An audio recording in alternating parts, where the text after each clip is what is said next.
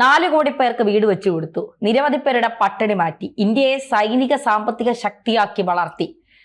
ഒരു വ്യാഴവട്ടക്കാലം ഇന്ത്യൻ പ്രധാനമന്ത്രി നരേന്ദ്രമോദി ചെയ്ത കാര്യങ്ങൾ ചിലതാണ് ഈ പറഞ്ഞത്. 12 വർഷം പൂർത്തിയാക്കി നരേന്ദ്രമോദി ഇന്ത്യയുടെ നായകനായി, നേതാവായി ഇങ്ങനെ നടന്നു നീങ്ങുമ്പോൾ ഇന്ത്യക്ക് വേണ്ടിയുള്ള കരുതൽ എങ്ങനെയാണ്? ശരിക്കും പറഞ്ഞാൽ 12 വർഷം ഒരു വ്യാഴവട്ടക്കാലം നരേന്ദ്രമോദിയുടെ നേതൃത്വത്തിലുള്ള സർക്കാർ ഇന്ത്യ ഭരിക്കുന്നു എന്ന് പറയുമ്പോൾ അതിൽ എല്ലാവരും ഇപ്പോൾ അഭിമാനം കൊള്ളുന്നു. മോദി രാജിവെക്കണമെന്ന് ആവശ്യപ്പെടുന്ന ഒരു കൂട്ടം സുഡാപ്പി മനസ്സുള്ള ആളുകളെ മാറ്റി നിർത്തി കഴിഞ്ഞാൽ എല്ലാവർക്കും മോദിയുടെ നിലപാടിനോട് വളരെ യോജിപ്പാണ്. ശരിക്കും പറഞ്ഞു കഴിഞ്ഞാൽ ഈ 12 വർഷം കൊണ്ട് ചെയ്ത 12 പദ്ധതികളാണ് നരേന്ദ്രമോദി സർക്കാർ ഇപ്പോൾ രാജ്യത്തിന് മുമ്പിലേക്ക് വെക്കുന്നത്. ഇതിൽ തന്നെ 12 നേട്ടങ്ങൾ രാജ്യത്തിന് മുമ്പിൽ അവതരിപ്പിക്കുമ്പോൾ ഏതാണ്ട് 25 കോടി ജനങ്ങളെ ദാരിദ്ര്യത്തിൽ നിന്ന് മുക്തമാക്കാനായിട്ട് ഇന്ത്യക്ക് സാധിച്ചു. അത് ചെറിയ കാര്യമല്ല. 4 കോടി ആളുകൾക്കാണ് വീട് നിർമ്മിച്ച് നൽകിയത്. പ്രധാനമന്ത്രി ആവാസ് യോജന എന്നൊക്കെ പറഞ്ഞിട്ട് പദ്ധതികളുണ്ടല്ലോ. ഇതുകൂടാതെ 15 കോടി വീടുകളിൽ ജൽ ജീവൻ മിഷനിലൂടെ പൈപ്പുകൾ എത്തിച്ചു. അപ്പോൾ എത്രയോ ആളുകൾ കുടിവെള്ളമില്ലാതെ, വീടില്ലാതെ കഷ്ടപ്പെട്ട് കഴിഞ്ഞതാണ്. ഇത് മാത്രമല്ല, വിവിധ ആളുകൾക്ക് ഇപ്പോൾ ബാങ്ക് അക്കൗണ്ട് പോലും ഇല്ലാത്ത എത്രയോ വലിയ ജനതയുണ്ടായിരുന്നു ഇവിടെ. അവർക്കെല്ലാം തന്നെ ബാങ്ക് അക്കൗണ്ട് ഏർപ്പെടുത്തി. എങ്ങനെ? വിവിധ സർക്കാർ ക്ഷേമ പദ്ധതികളുമായിട്ട് യോജിപ്പിച്ചുകൊണ്ട് 50 ലക്ഷം കോടി രൂപയാണ് ഇവരുടെ അക്കൗണ്ടിലേക്ക് എത്തിയത്. ഇന്ന് ബാങ്ക് അക്കൗണ്ട് ഇല്ലാത്ത ആരുമില്ല. എന്തിന്? വിദ്യാർത്ഥികൾക്ക് സ്കോളർഷിപ്പ് നൽകുന്നത് പോലും ഇത്തരം അക്കൗണ്ടുകളിലൂടെ വേണമെന്ന് ഈ നരേന്ദ്രമോദിയാണ് നിലപാടെടുത്തത്.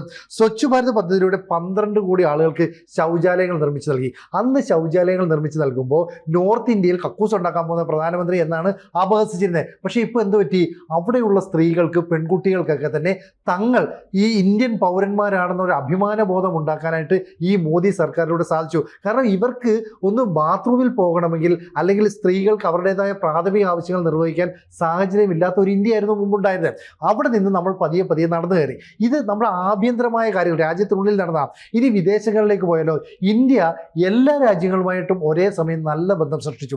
അമേരിക്കയുടെ മുമ്പിൽ വിധേയത്വം പ്രകടിപ്പിച്ച ഒരു രാജ്യമായിരുന്നു, ഒരു മൂന്നാം കിട രാജ്യങ്ങൾ, മൂന്നാം ലോക രാജ്യങ്ങളൊന്നായിരുന്നു ഇന്ത്യ. പക്ഷേ ഇന്ന് അങ്ങനെയല്ല.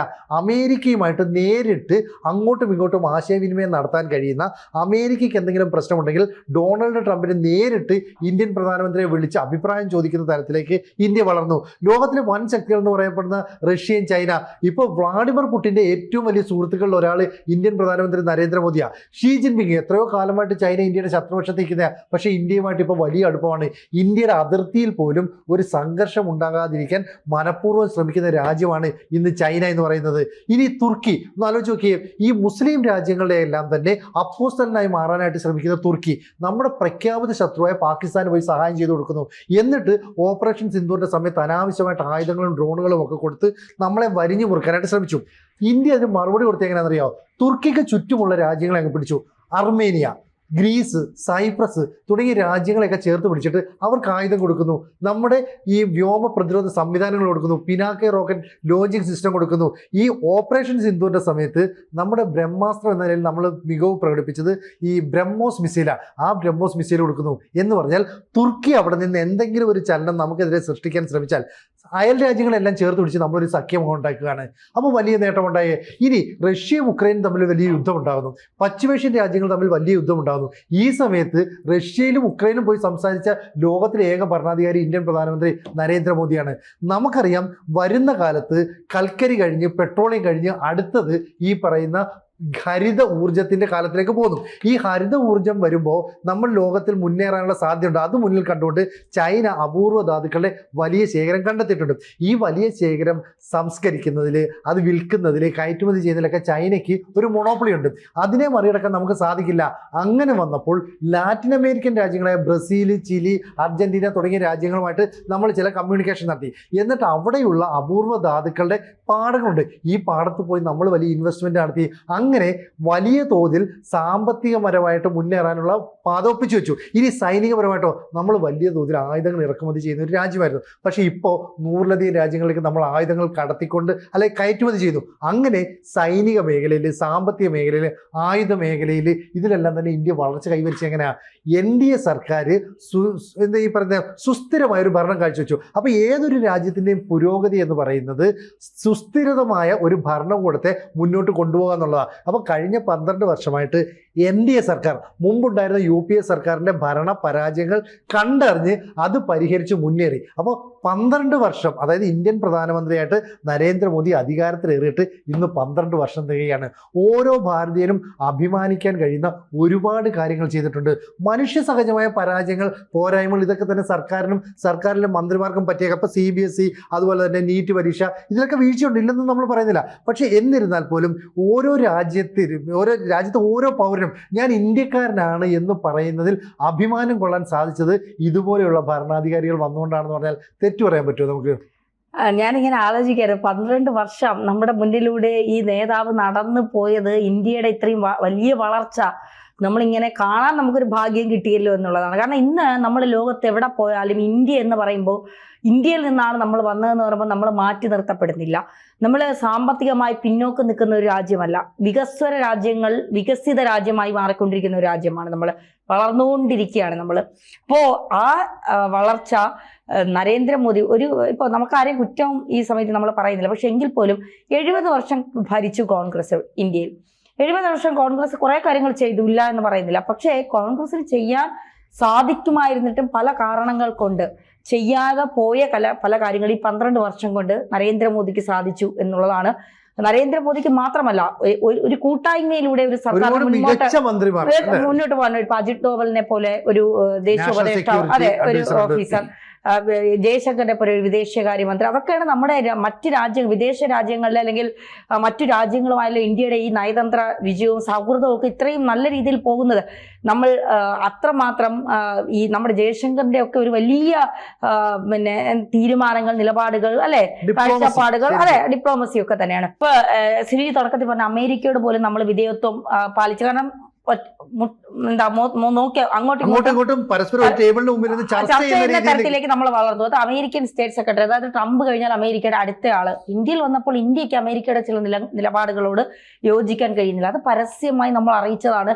സ്റ്റേറ്റ് സെക്രട്ടറിയെ നമ്മൾ ക്ഷണിക്കാതെ നമ്മൾ ഒരു ഏറ്റവും, അതായത് അമേരിക്ക പോലും ചിന്തിക്കാത്ത ഒരാളെ നമ്മൾ വിട്ട് സ്വീകരിച്ച് ജയശങ്കർ കാണാൻ പോലും നിൽക്കാതെ അയാൾ കയറിപ്പോയി എന്നുള്ളതാണ്. അപ്പോൾ ആ തരത്തിലേക്ക് ഇന്ത്യ വളർന്നത് എങ്ങനെയെന്ന് ഇവിടെ ചിന്തിക്കണം. ഇപ്പൊ പല ഈ സുഡാപ്പികൾ പല സ്ഥലത്തും ഇരുന്ന് നരേന്ദ്രമോദി അങ്ങനെയാണ് ഇങ്ങനെയാണ്, ഫാസിസ്റ്റാണ്, പിന്നെ BJP ഹിന്ദു രാഷ്ട്രം ഉണ്ടാക്കാനായിട്ട് അവർ ശ്രമിക്കുന്നുണ്ട് എന്നൊക്കെ പറഞ്ഞ് വല്ലാത്ത രീതിയിലുള്ള ആരോപണങ്ങൾ ഉണ്ടാക്കുന്നുണ്ട്. അപ്പൊ ആരോപണങ്ങൾ കോൺഗ്രസ് ഇരുന്നാലും നമ്മൾ പറയും, BJP ഭരിച്ചാലും പറയും, CPM എന്തെങ്കിലും ഉണ്ടാകുമെന്നറിയില്ല, എന്തെങ്കിലും ഇന്ത്യ ഭരിച്ചാൽ നമ്മൾ ഇതുപോലെ ആരോപണങ്ങൾ. കാരണം എപ്പോഴും ഈ ശ്രദ്ധിക്കപ്പെടുന്നത് ഭരിക്കുന്ന സർക്കാരിനെ വിമർശിക്കുമ്പോഴാണ്. അല്ല, പ്രതിപക്ഷത്തിരിക്കുന്ന ഒരാളെ നമുക്ക് വിമർശിക്കാനൊന്നുമില്ല, ഭരിക്കുന്നവരെ വിമർശിക്കാനേ ഉള്ളൂ. സ്വാഭാവികമായും എനിക്ക് തോന്നുന്നു നരേന്ദ്രമോദിയുടെ വിജയം എന്ന് പറയുന്നത് ഈ കുറേ മാധ്യമങ്ങൾ അദ്ദേഹത്തെ എതിർത്തപ്പോൾ കുറേ സ്വീകാര്യത കിട്ടി.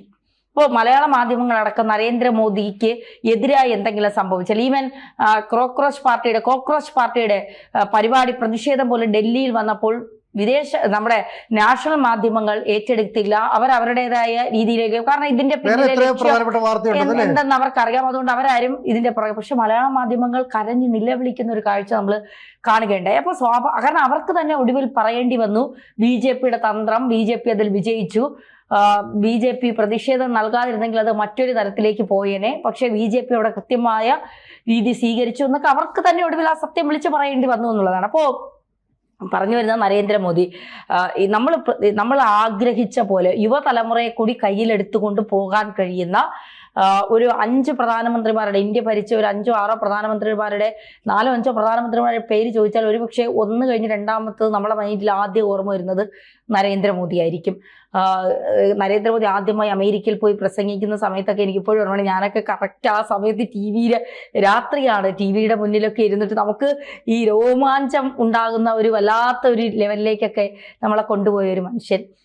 പാർട്ടി ബേസ് ചെയ്തിട്ടല്ല, ഇത്തരത്തിലുള്ള നേതാക്കന്മാർ ഇന്ത്യ ഭരിച്ചാൽ ഇന്ത്യയെ തകർക്കാനോ തടുക്കാനോ വളർച്ചയിൽ താഴോട്ട് തള്ളിയിടാനോ മറ്റാർക്കും സാധിക്കില്ല എന്നതിന്റെ മികച്ച ഉദാഹരണമാണ് ഈ 12 വർഷങ്ങൾ. ശരിക്കും പറഞ്ഞാൽ നരേന്ദ്രമോദി ഗുജറാത്തിലെ മുഖ്യമന്ത്രി ആയിരുന്ന സമയത്താണ് പ്രധാനമന്ത്രി സ്ഥാനത്തേക്ക് പാർട്ടി തെരഞ്ഞെടുക്കുന്നത്. അന്ന് LK അദ്വാനിയെ പോലെയുള്ള തലയെടുപ്പുള്ള നേതാക്കൾ അവിടെ നിൽക്കുന്നുണ്ട്. അപ്പോഴാണ് BJP ഇനി യുവത്വം അല്ലെങ്കിൽ അടുത്ത തലമുറ വരട്ടെ എന്ന് പറഞ്ഞിട്ട് അദ്വാനിയെ മാറ്റി നിർത്തിക്കൊണ്ട് നരേന്ദ്രമോദിയെ പ്രധാനമന്ത്രി സ്ഥാനാർത്ഥിയായിട്ട് അവതരിപ്പിക്കുന്നത്. അന്ന് ഈ മാധ്യമങ്ങളെല്ലാം പറഞ്ഞത് ഗുജറാത്തിൽ വലിയ പ്രശ്നം ഉണ്ടാക്കിയ ആളാണ്, അതുകൊണ്ട് ഒരു കാരണവശാലും പ്രധാനമന്ത്രി സ്ഥാനാർത്ഥിയായിട്ട് വിജയിക്കില്ല എന്നൊക്കെ പറഞ്ഞു. എന്നിട്ട് LK അദ്വാനി സ്വന്തം സ്ഥാനം വരെ രാജിവെച്ച് കലാപം ഉണ്ടാക്കി. പക്ഷെ അപ്പോഴും പ്രധാനമന്ത്രി സ്ഥാനത്തേക്ക് ഉയർന്നു വരാൻ കഴിയുന്ന നേതാവാണ്, അതിനുള്ള കപ്പാസിറ്റി തനിക്കുണ്ടെന്ന് ഈ നരേന്ദ്രമോദി തെളിയിച്ചു.